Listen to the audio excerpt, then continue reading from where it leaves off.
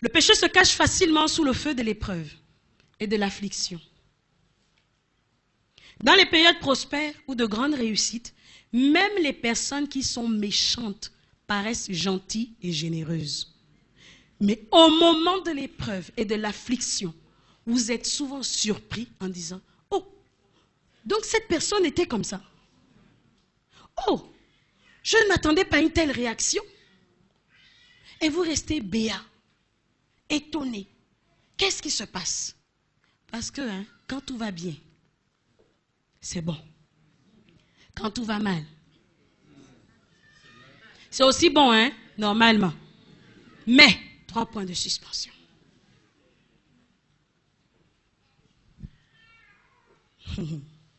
Faisons attention.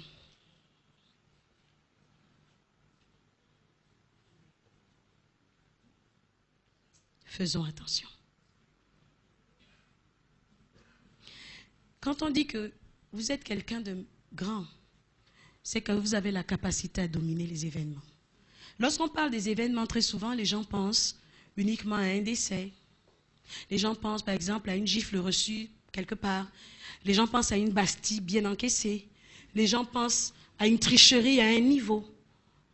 Mais là où Dieu veut attirer votre attention, je vous assure qu'il va falloir que vous appreniez à garder votre cœur.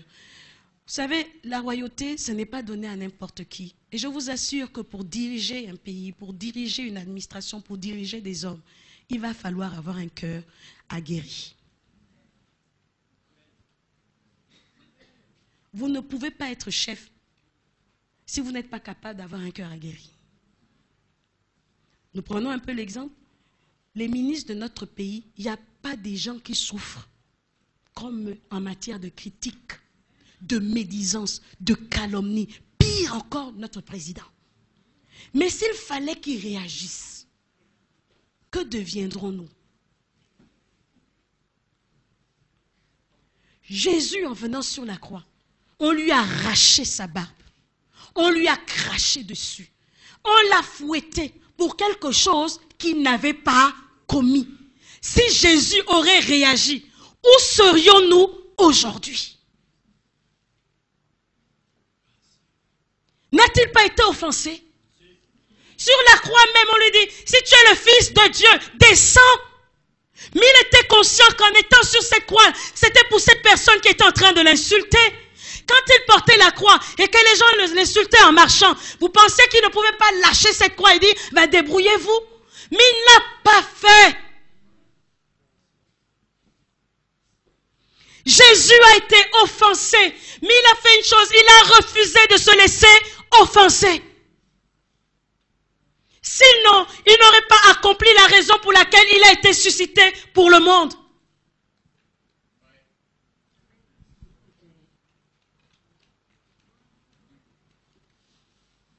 Il faut que nous comprenions cela. Tout le monde est peut-être offensé, mais je vous assure qu'il y a 2 catégories de personnes. Il y a les personnes véritablement offensées, il y a des personnes qui pensent être offensées.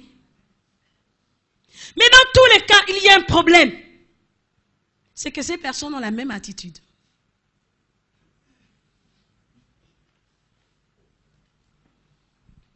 Et je veux que nous lisions une histoire que nous connaissons tous, c'est l'histoire de Joseph. Joseph fait partie de ceux-là qui ont vraiment été offensés dans leur vie, mais qui n'ont pas laissé l'offense les atteindre. Et je vais vous expliquer pourquoi je vous disais au début de mon message que l'offense n'est pas méchante, l'offense n'est pas mortelle. Tant qu'elle est laissée là où elle est, c'est plutôt un moyen qui nous conduit vers l'autorité.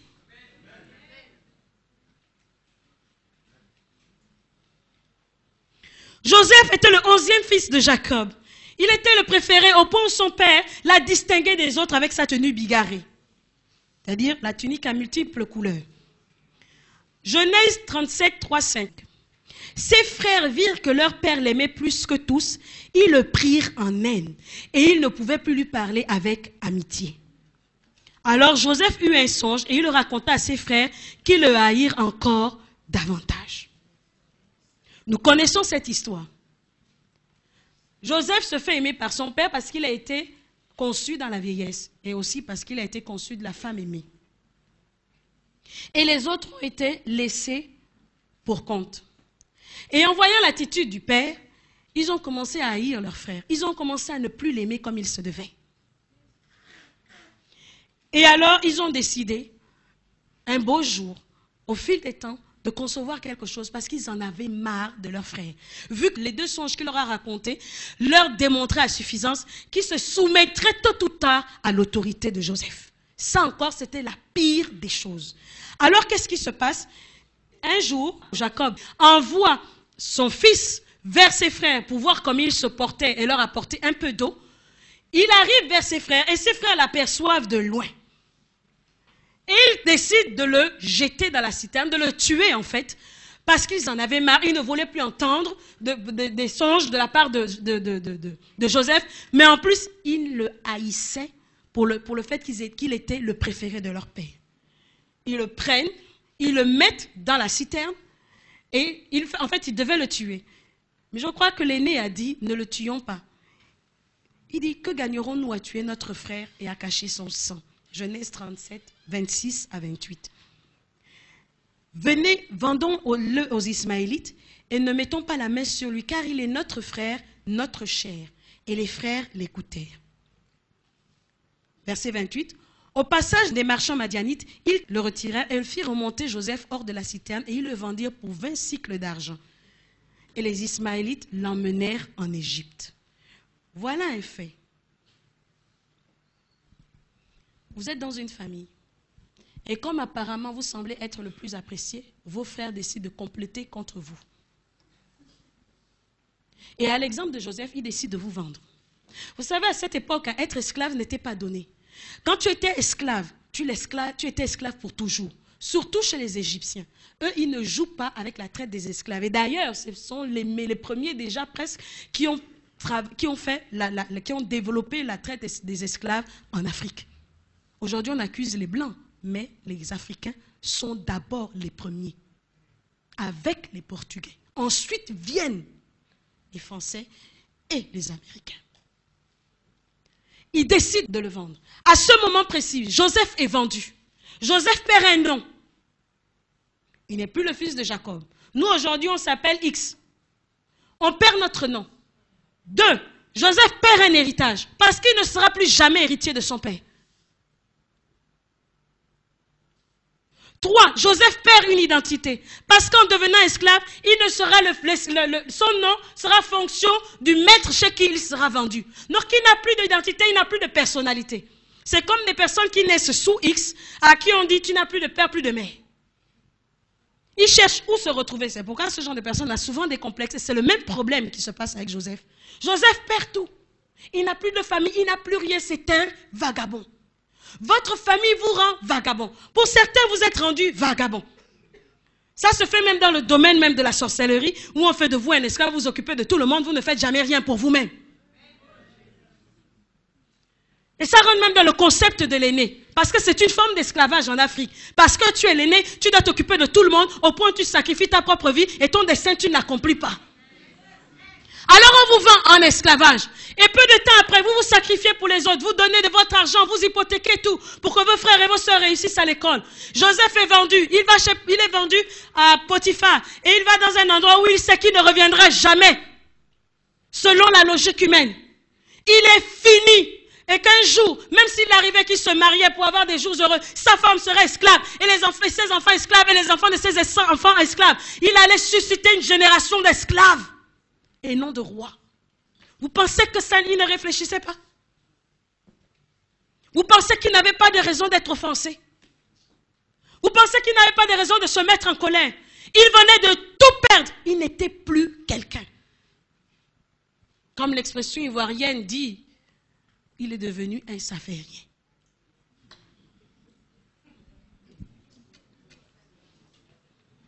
Une serpillière. 10 ans se sont écoulés. Il est chez Potiphar. Il souffre. Il est esclave. C'est après 10 ans que Potiphar l'élève en dignité en le mettant intendant de ses biens. Joseph commence à avoir une lueur dans sa vie. Mais quand il arrive, la lueur commence à se manifester. Et que les choses se passent bien. Lucien Lefebvre alias Lucifer, revient avec une histoire extraordinaire avec la femme de Potiphar. Et par loyauté, par honneur vis-à-vis de la parole, Joseph fuit et laisse son manteau. Et il est accusé injustement de viol. Ou encore de tentative de viol. Il se dit, Dieu, tu m'as montré dans ma jeunesse que je régnerai. Aujourd'hui, je ne suis plus rien. Je suis un simple homme. Une quelconque personne. Au moment où j'ai l'impression que je vois le bout du tunnel, au moment où je me dis il y a de nouvelles perspectives, toi, tu autorises encore à la femme de Potiphar de m'accuser injustement et je me retrouve où? En prison. Vous connaissez la qualité de prison. La prison de Pharaon n'était pas la prison de tout le monde. C'était la prison des prisonniers politiques. Donc c'était des gens qui passaient toute leur vie à manger du pain sec et à boire de l'eau. Et en plus qui étaient torturés. Pire encore pour le cas de Joseph, qui n'était pas égyptien, son cas était foutu. Qu'il meure ou qu'il ne meure pas, personne n'allait rendre des comptes à son sujet. On allait totalement s'en foutre. Comme on a l'habitude de dire, c'était un étranger, on s'en fout. Si encore c'était un Égyptien, il aurait eu l'espérance que quelque chose allait le sortir de là, mais il n'avait aucune espérance. Mais il était assis là. Est-ce que Joseph n'avait pas de raison de se laisser offenser? Est-ce que Joseph ne pouvait pas s'asseoir sur ça pour dire, c'est bon, je termine avec ma vie, j'en finis, comme la plupart d'entre nous, nous nous suicidons, ou pour d'autres, j'abandonne le Seigneur. Parce que si Dieu était Dieu, il n'aurait pas permis que cela m'arrive. Qui vous a dit que la vie chrétienne est facile? Qui vous a dit que nous roulons sur l'or? Notre vie ne peut pas rouler sur l'or. Parce que lorsque nous descendons dans ce monde, on descend avec une nature déchue. Et le travail que nous faisons durant toute une vie, c'est de faire en sorte que cette nature se corresponde à celle de Dieu. Et sachant que de l'autre côté, Dieu veut nous faire asseoir sur un trône. Dieu nous a appelés à la royauté. Alors il va nous donner son caractère pour que nous soyons capables de gérer l'univers dans lequel il nous a placés. Et vous pensez que ce sera facile? Non, ça ne sera jamais facile tant que nous n'aurons pas été semblables au Dieu très haut. Donc ne vous attendez pas à dormir sur un lit bien douillet. Il n'y aura pas de lit douillet tant que vous n'allez pas accepter de travailler à ce que le lit douillet arrive. Le lit douillet n'arrive pas par la prière. Le lit douillet n'arrive pas par le jeûne. Le lit douillet ne vient pas par des sacrifices, des rituels chrétiens. Les gens parlent la langue beaucoup. On vient à l'église tout le temps. On essaie de faire ce que le prédicateur dit, pas ce que Dieu dit. Et après, on s'attend à ce qu'il y ait un lit douillet. Quel lit douillet? Même Christ, à la fin de sa vie, est crucifié.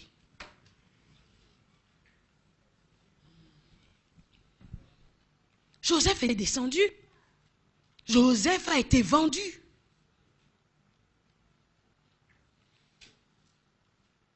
Alléluia. Mais Joseph refusa. Joseph refusa. Il y a parmi vous des personnes qui se sont données entièrement pour leur famille, qui ont tout investi pour leurs frères, pour leurs sœurs, qui ont tout donné pour les leurs. Et en retour, même pas merci. En retour, vous vivez la galère, vous souffrez le martyre. Et lorsque vous allez vers ces mêmes personnes pour qui vous vous êtes investis, ils vous disent, mais débrouille-toi, oubliant que là où ils sont, c'est toi qui les y as mis. C'est vrai. Vous avez des raisons de haïr ces personnes. Vous avez des raisons de vous mettre en colère. Mais vous n'avez pas raison de mourir.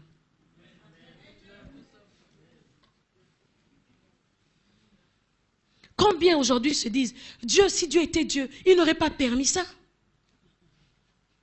Vous aimez quelqu'un, c'est la seule personne qui a réussi à vous donner de la dignité, qui vous a élevé là où vous êtes, et la personne meurt. Vous dites, oh Dieu, comment peux-tu me faire ça? Si cette personne meurt, je vais devenir comment? La Bible dit, hein, tout ce qui arrive, Dieu autorise.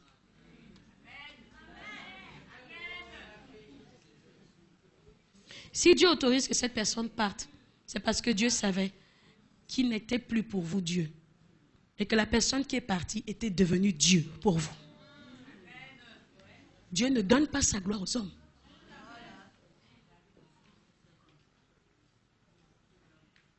Joseph avait des raisons. Quand Joseph s'est retrouvé en prison, galérant, mangeant du pain et de l'eau, étant maltraité, parce que les prisons, c'est des tout petits trucs, des petits cachots. Il faisait froid, je vous assure. Il n'y avait pas les couvertures. Tu te débrouilles avec le sol. J'ai goûté ça, je me rappelle, à une époque, il y avait un couvre-feu, je ne sais plus c'était à quelle période présidentielle, et nous avons été envoyés pour aller déposer une maman. À l'époque, nous étions à Béthanie, et le couvre-feu était sur le point de venir. Et on a dit au pasteur, non, le couvre-feu, il a dit, débrouillez-vous, Dieu est avec vous. Oh, je vous assure que j'ai goûté la cellule des bérets rouges. Il n'y a pas de matelas. Que le sol, vous êtes là-bas, tout, vous faites ça là.